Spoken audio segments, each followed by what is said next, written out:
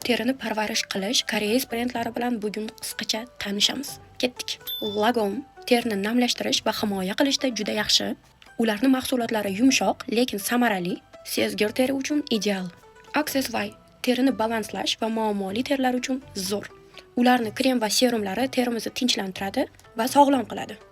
Hozirgi vaqtda Accessify'ni kremini va krem для вокруг klassini ishlatyapman, menga yoqyapti. Zo'r. Dr. Elsia terini tiklashga va oziqlantirishga e'tibor qaratadi.